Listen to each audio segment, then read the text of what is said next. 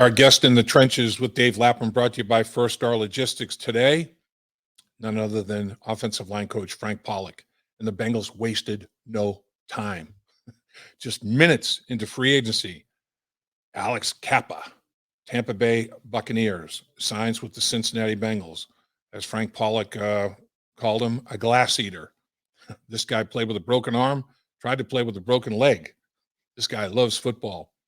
And then shortly thereafter, Ted Karras, New England Patriot, Miami Dolphin for a year, New England Patriot again, can play both guards and center.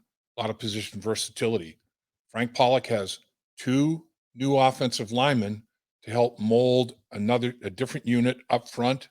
Last year had success, obviously, went to the Super Bowl, played in the Super Bowl 56 with the offensive line, but there's no question that there can be improvements made in the performance of the offensive line. And Frank Pollack is totally focused on that, and he's going to address it in free agency.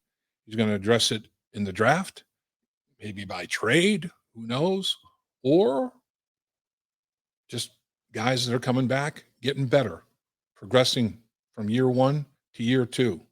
There's a million ways this offensive line is going to be different than last year. Some guys may be playing different spots. We don't know. It's going to be an all-out competition. That I do know. Going to be interesting to hear what Frank Pollack has to say.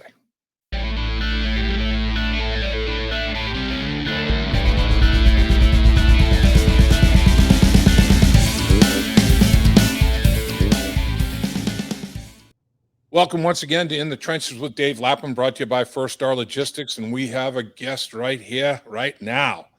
Bengals offensive line coach, run game coordinator, Frank Pollack. And Coach, one heck of a season. I mean, talk about a run, getting all the way to Super Bowl 56. Came up obviously a little short in that football game, but man, the team as a whole just played their best football at the right time, didn't you?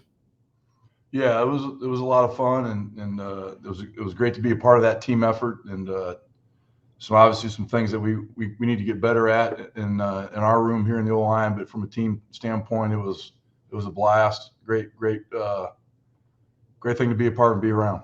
Yeah, there's no question. I mean, that football team had, and you played for great football teams. You're a Super Bowl guy.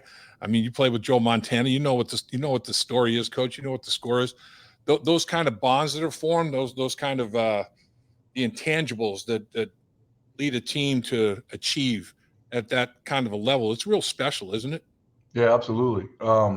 Yeah, I had the good fortune enough to play with Montana, and Steve Young was the quarterback that got me my Super Bowl ring, and played with Elway for a little bit in Denver, and so I've been around some good guys, some good quarterbacks. I'm very fortunate that way, but and some other pretty impressive teammates. But yeah, it's important. It's kind of a side story. Susie Kober interviewed me before the Super Bowl, and she was asking me about what do I remember from my Super Bowl run, because Steve Young does broadcast with her, and I kind of told her about a speech he gave to the team, and then he kind of referenced it when he was up on the stage in the locker room getting the trophy, about the commitment we all made to each other, that speech he gave. And I told her about what he said to us before that, obviously the 30 days to make our playoff run, and I'll never forget that. And she relayed that to him, and she actually told me right before the game, like early pregame, I saw her on the sidelines, and she said he actually got choked up how much that reflected on that. So those bonds are real, and it's, you bleed with each other, you sweat and grind through it, and that's what makes this game so great. And you were part of a lot of those types of special teams and relationships as well. So that's what you miss. You miss the games itself, but it's the camaraderie and that bond and the locker room and all that stuff. It's special. It's a neat thing to be able to be a part of. No question. It is so unique. And I remember, my line coach, my first offensive line coach, Bill Johnson, great Pro Bowl center with the 49ers. Y.A. Tittle was his quarterback, and I remember when I made the team the first time, first year as a rookie, he said, "Son, let me tell you something. You're never going to find another job for the rest of your life that is like this. I mean, this is special. This is unique. This is so different." He said, "And my advice to you, son, is do it as long as you can. Make them. Don't you ever quit on this. make them kick you out, man. Do this as long as you can do it. Amen to that. He was right. Right. No question, he was right. All right. So, as we know, you have a great year, and every year, whether good year, bad year, or in between, the team's never the same. I mean, there's going to be changes. There's going to be there's salary cap. There's all kinds of situations that ebb and flow of personnel with respect to a football team, and there's already some changes. Let's talk about right away in the early stages of free agency. I think everybody was pretty impressed the way the Bengals, went out and got a guy, and Alex Cappa, and then shortly thereafter got another guy in Ted Karras. Tell us about Alex Cappa. What is it about Alex Cappa that impresses you, Coach? Yeah, well, kudos to ownership and Duke and his staff and our head coach for pushing the envelope and being aggressive, and for us to go out and bring those two guys in on the O-line. So it's Alex Cappa's a guy that instantly, like I mentioned before, I'm looking for guys who enjoy being physical, playing physical. In my opinion, that's the only way to play in the trenches, and he displays that. He shows that all over his tape. He was in a heavy drop back system to throw the ball, so not so much play action and boots and keepers, but a lot of drop back. So he's got a lot of time on task from a protection standpoint, and has done a nice job, and that's been proven as well. So what he's shown on tape is what we were looking for from a production standpoint, and for just the love of the game and playing it the right way as far as that nasty, Yeah, he looks like he's a downhill guy, man, in that running game, isn't he? Whew. Yeah. I'm excited to get him, obviously, and Ted and everyone else, back in the building and working and getting going. I know he's, I think, due to come here sometime, anytime this afternoon to get all that officially signed and all that good stuff. But it's going to be real excited about it. So, Ted Karras and Alex Cappa, one thing they both have in common is they both played with quarterback Tom Brady. And like you said, that's a pass-heavy, scheme, right? With a quarterback that's a pocket guy. I mean, Tom Brady's not a guy, that's going to be creating and extending out of pocket and everything. And so they did a pretty good job of firming pocket up for Tom Brady to manipulate and climb and all that sort of thing, right? Right. Yeah, that's important. Obviously, that's having those guys be in those systems on top of the unique situation where they both played with Tom Brady, and that speaks to also just being around championship cultures. Yep. What that takes to win a Super Bowl, having won it themselves. Yep. And what they bring to the locker room, to help build on what we were able to do last year. And now let's build on it and get over the hump and actually win the damn thing. So it's great having those guys here, and they understand, and just being exposed to those, I don't know what sophisticated schemes from a protection standpoint, but your drop backs are a little bit more sophisticated as far as line calls and adjustments versus play action and keeper boots and all that kind of stuff. So they're exactly what we're looking for. And they seem to be real intelligent, real aware of the twists and stunts that go on inside. It seems like they're really good in terms of picking those things up. And they're 27 years old as Kappa, and Karras just turned 29 like a couple of days ago, right? They're still in the prime of their careers. Yeah, they're still in their prime, which is great. They're not on the backside of it, if you will. So that's right where you want to get a guy in the building, that they're going to be here for a while. They're exceptionally smart, and they communicate well. Just doing our own background checks, talking with our own resources with some of those teams and whatnot. The communication that kept coming back, that they're great at communicating, whether it's out to the tackle or it's with back and forth from the center spot or to the guards, but they're excellent at that. So that's critical, as it's with the adjustments and the exotic pressures teams give you in this modern day football. That's important. And Karras was exposed to Dante Scarnecchia, pretty darn good offensive line coach, when he was with the early stages of his career with the New England Patriots. He played with New England, then a year in Miami, came back to New England, and Kappa was coached well. As are they both good technicians, Coach? Are they pretty good with their hand placement and their techniques and footwork and all that? Yeah, they're very good. Their footwork showed up and jumped out to me. That you could tell that they take pride in their craft. That they definitely are applying the techniques. You could see it on tape that it's something that they took pride in. One of the first questions I'm going to be asking Ted is, give me some of the stuff that Scarnecchia taught you. Anything I can pry out of him from that maybe that's unique or new. It's always interesting to, like I tell the guys all the time, I love learning new stuff from guys, other places that they've been. You can always learn a different way to, skin a cat and maybe teach or phrase something. Maybe it's the same thing you teach, but it was just been phrased differently to help paint a different picture, to help reach someone else in the room who's just not quite triggering yet. So He was obviously around a great one in Scarnecchia. I'd love to just hear some of his insights and anything that he's got from him. That's awesome. Cappa played the guard position. Karras has played center and guard. He's got some position versatility there. Obviously, I know you probably approached this way. I know I did. Every year you got to go win your job, man. It's like that's one thing about the National Football League, boy. It's competitive, and you gotta step up and win jobs. But these guys, do you think they're both guards? Do you think Karras could compete at the center position? What are you thinking potentially? Yeah, I think he's what I call a guy that truly has position flex. He started multiple games at all three spots inside. So he's not just a one-trick pony. He's not a guard that can play center, or he's a center really undersized to play guard, but in a pinch. No, he's a guy that's played, produced, had a lot of production in the league at all three spots. And that's what you're really excited about, what that guy brings to the table. And it's funny, but some guys, they can't, they're totally right-handed or they're totally left-handed, and they can't do both. Some guys are dominant, with that, and to have that, switch hitter ability is, when you compare it to baseball, is big, isn't it? To be able to line up equally effectively on either side of the football. Huge. Those things that just makes you more available to the line.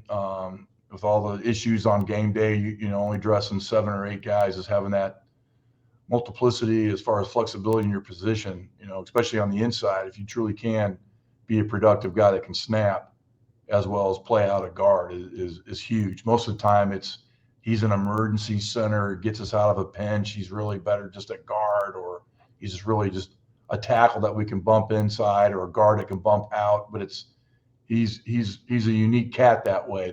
That feels very comfortable, and comfortable is underselling it. He's productive at all three positions. He's a solid starter at all three positions.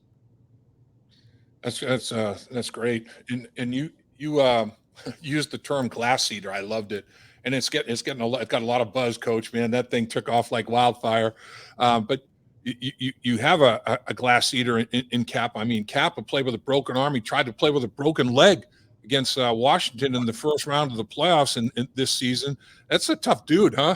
Yeah, it's a tough job we're asking those guys to do. So it's a big man's game, and you got to be tough to be able to play it. And it's not only physically but mentally. That speaks to his mental toughness, and that to me is what really separates successful players in this league at all positions is their mental toughness. And you know that for as long as you played in this league.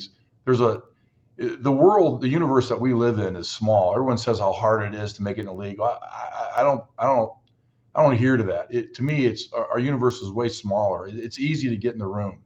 Okay, there's a lot of talented guys in the universe that these players deal in. It's hard to stay in it. And what separates all these talented guys that they compete with, right? There's a lot of them out there. When you look at it that way, it's the mental toughness, it's the grit, because that's what's going to make you push through and work through. You're going to have adversity. You're going to have ups and downs. The game, your career, the season, there's ebbs and flows. Do you have the focus, the grit, the mental toughness to grind through that and come out on the end of it? Not only just come out of it, but be better and have improved, and then build onto that. So to me, it's line one. What kind of grit does this guy have? What's his mental toughness? I always tell my guys, I'm not looking for a bunch of drunk frat guys to go get in street fights. Anybody can do that. Go get in a fight with a guy, right? It's do it within the whistle with technique, and you go to the echo of the whistle, and you get up and you go do it again, and then and you go do it again, and you stay that focus. You don't lose. You cool. You keep that even keel, and you're just locked in, and you're pushing the envelope on every play. But to me, that separates the good from the great is that mental toughness, and these guys have it. These guys too, like you say, Coach, they're Super Bowl winners. To me, that gives you some instantaneous credibility in the locker room in terms of leadership of your not only your football team, but real specifically your position group. I mean, and they got some young guys that they can mentor. Last year, second, fourth, and sixth round picks that Right. all showed something. I mean, they all showed some ability. And I don't know about you, but got different. I know I was a lot different player year two than I was my rookie year. Heck yeah. And everybody progresses at different stages, different times. I was fortunate enough to get a starting job, in my second year. But my first year, I felt like, man, I don't know what I don't know, And these veteran guys, the Bob Johnsons of the world, take you under your wing and under their wing, and man, they make life a lot easier. You get guys like this to work with those, young draft picks that showed physical potential. I mean, who knows what could happen from year one to year two. Right. And it's like I remember last year asking our room when we got into the playoffs, like how many guys have been in playoffs. I want to say like 2 guys in the room raised their hand. I'm like, how many games? They're like 1 each or something like that. Something crazy. Right. Like, oh my God, So just having that experience in the room, like you mentioned, is huge because they can walk the walk when they're giving guys advice and talking about, this, that, or the other. They've been there, they've done that, with their experiences and those being on those great championship teams. That carries a lot of weight and just only adds to the culture of what Zach's built here, and we can continue to add on, bringing the right kind of guys, and bringing guys with championship experiences, definitely bringing the right kind of guys. Did you see those young guys, Coach, the 3 draft picks, second, fourth, and sixth round guys? Did you see all of them during the course of the season? Did you see market improvement from the beginning of the training camp, even OTAs after the draft? The OTAs, mini camp, training camp through to the end of the season. I mean, did you see some? Was the graph going in the right direction for all of them? Yeah, absolutely. The last game of the year, a lot of those guys played a ton of football, and Cleveland had their starters out for about 3/4 of the game. So they're pretty damn good up front. And so it was fun to see them compete and do a lot of the things that we were teaching and developing them over the course of the year, utilize and do and have a lot of success. And then so that was exciting. They did grow a lot, and they'll continue to grow.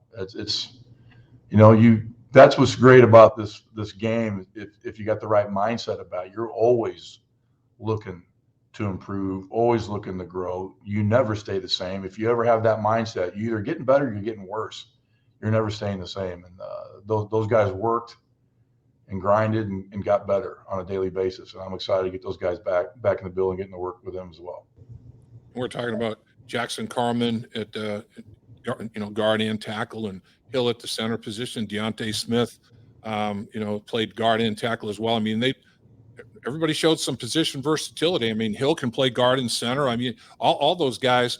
That's another thing, that they have the athletic ability to show that position versatility that you need, right? Absolutely. So it's the more you can do, is the best thing to be a value to the team. So those guys have that position flexibility that adds that. So it's a must.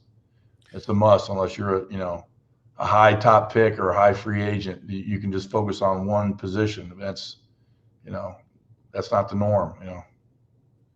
So in your role as a run game coordinator, you work very closely with Coach Casey with the tight ends, putting together that run game.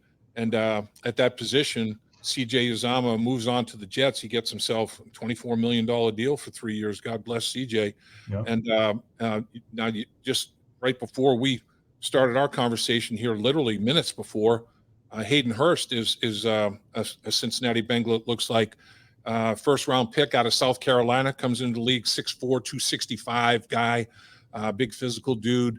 First played, I remember with the Ravens a couple of years there, and just now more recently with the Atlanta Falcons, and now the Bengals signed him as a free agent. What's your take on Hayden Hurst? What can he bring to the table for you with Sample in the running game, do you think?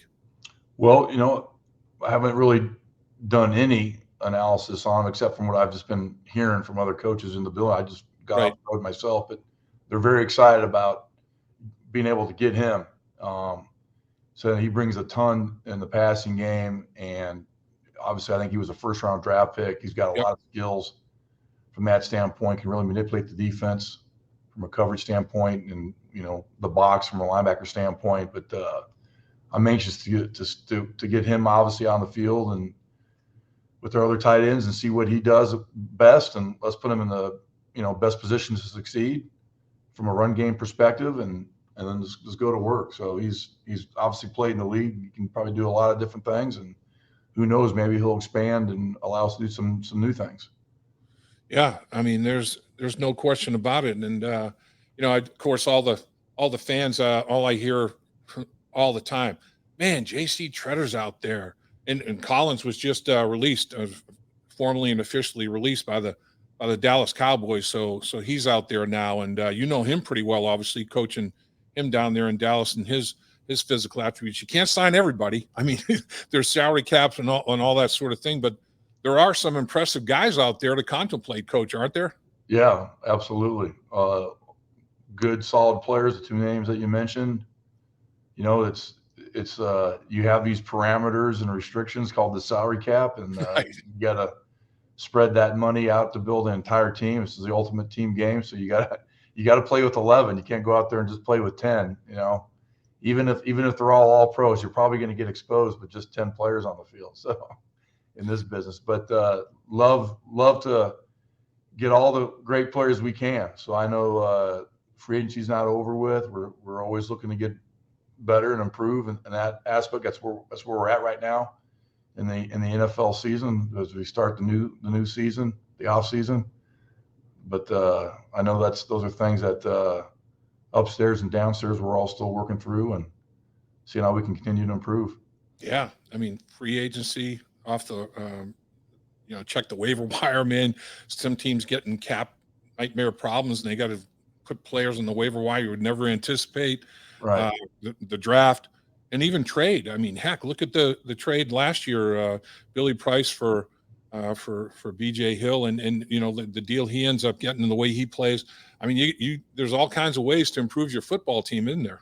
Yeah, there is, and they've done a great job upstairs. Ownership and Duke and his staff do a tremendous job and bring in a ton of scenarios and names for us down here at the coach's floor to analyze and kind of give them our rankings on where we like guys and what we see from our standpoint, and then they kind of go do their thing, and then so it's great. There's it's kudos to the organization as a whole, trying to not leave any stone unturned to get better. We're not just resting on our laurels and patting ourselves on the back. Yeah, what a great year. We went to the Super Bowl. So it's, you got to be in a position, one, to do that. And the Bengals managed the cap the right way. It might not be the splashy way, but those teams pay the price. And a couple of years down the road, and it handcuffs them. I think we do it the prudent way, the smart way, and build the proper way. And then when we need to be aggressive because we can, well, we've shown that we will. And that's really a credit to Mr. Brown and the ownership and the Duke, and then Zach for going about it that way. It's fun for me to be a small part of that process.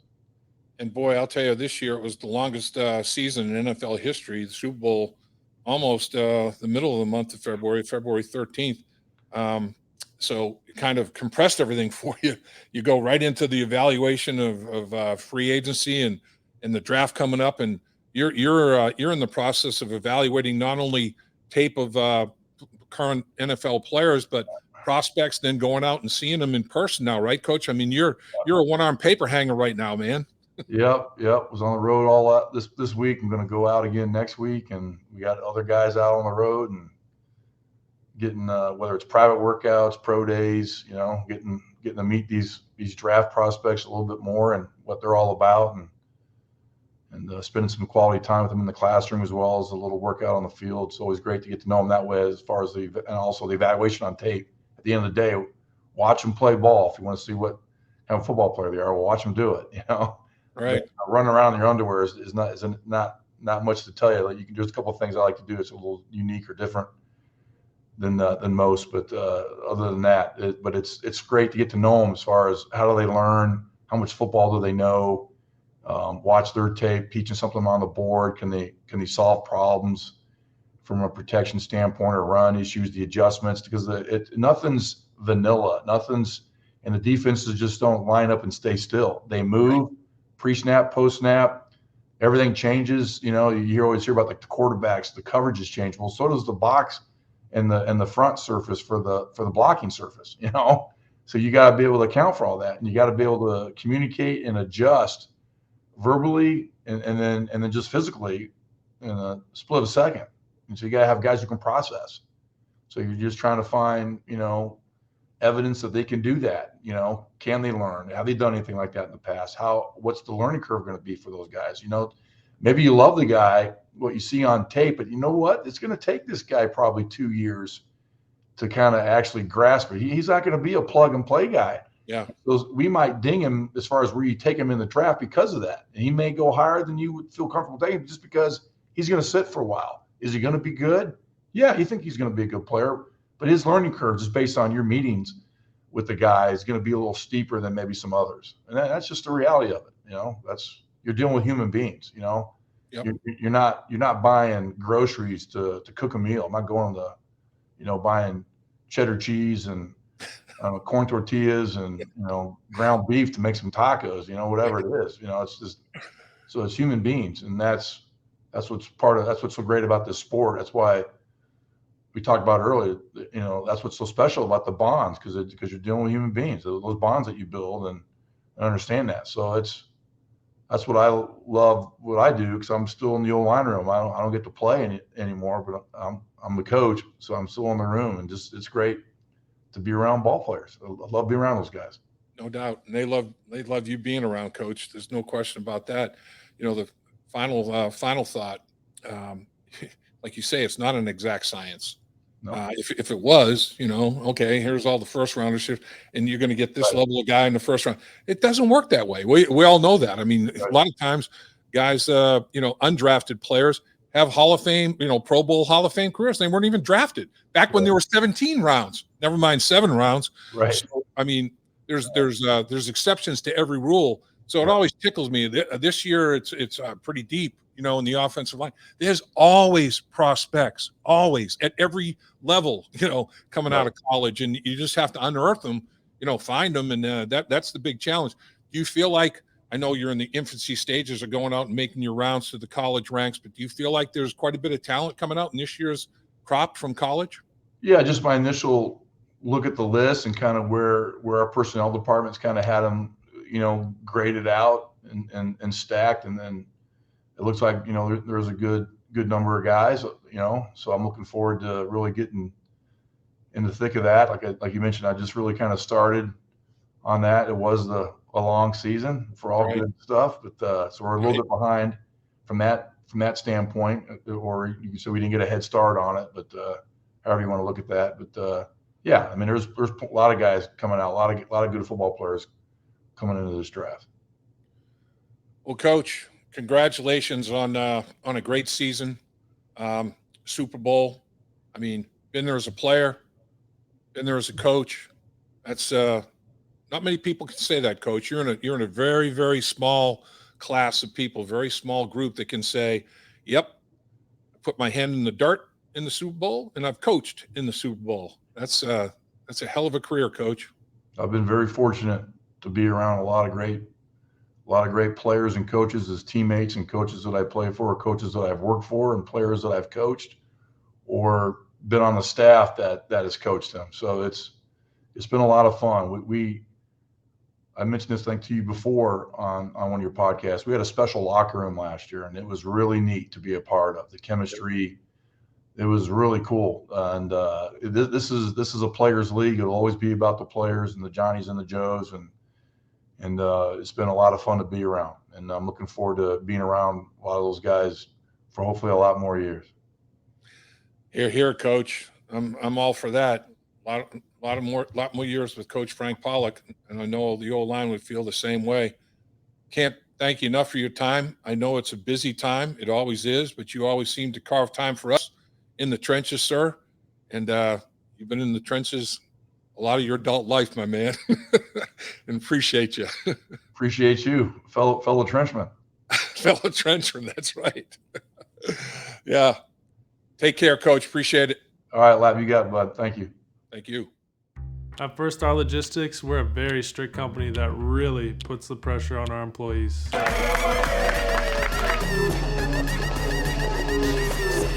Brakes? What are those?